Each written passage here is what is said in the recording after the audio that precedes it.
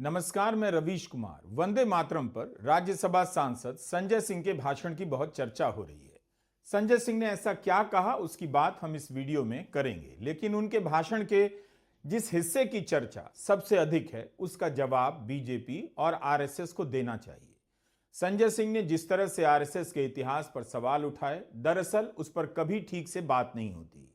कई दशकों तक बात ही नहीं हुई। 2014 के बाद भी लंबे समय तक चुप्पी साधी गई।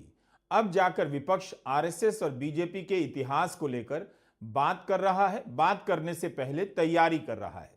संजय सिंह ने जो सवाल उठाए वही सवाल कुछ और सांसदों ने भी रखे, लेकिन जिस तरह से संजय ने रखा, निश्चित रूप से इन सवालों को प्रमुखता मिली है और मजबूती भी। यह हिस्सा लंबा है, उम्मीद है आप धीरज के साथ सुनेंगे और बात बात में दूसरे के राष्ट्रवाद और देशभक्ति पर सवाल करने की इस राजनीति की मंशा को भी समझेंगे। लेकिन मैं आपके माध्यम से इस सरकार से पूछना चाहता हूं, आपके पुरखे इस वक्त क्या कर रहे थे जब शहीद आजम भगत सिंह वंदे मातरम लगा रहे थे, शहीद सुखदेव वंदे मातरम लगा रहे थे, शहीद राजगुरु वंदे मातरम का नारा लगा रहे थे, शहीद खुदीराम बोस वंदे मातरम का नारा लगा रहे थे। उस वक्त आप क्या कर रहे थे? क्या कर रहे थे आप?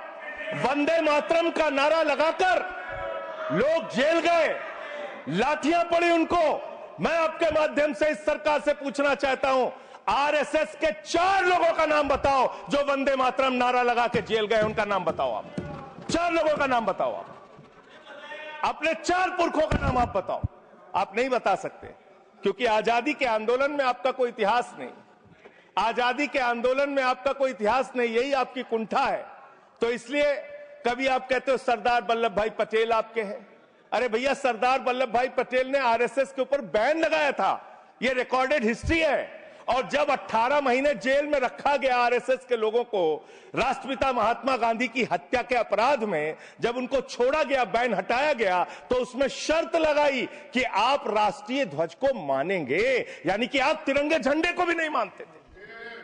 आपने 52 साल तक हिंदुस्तान का तिरंगा झंडा आरएसएस के मुख्यालय पे नहीं फहराया सर, नहीं फहराया। और 3 लोगों ने आरएसएस के मुख्यालय पर जब यह झंडा फहराया, उन तीनों के नाम मैं पढ़ रहा हूं, विजय, उन्मत, दिलीप, इन तीनों लोगों के खिलाफ आरएसएस ने एफआईआर दर्ज कराई। किस अपराध में? कि हमारे दफ्तर में तिरंगा क्यों फहरा दिया। और कितने साल तक मुकदमा लड़े? 13 साल तक मुकदमा लड़े। यह है आपकी असलियत।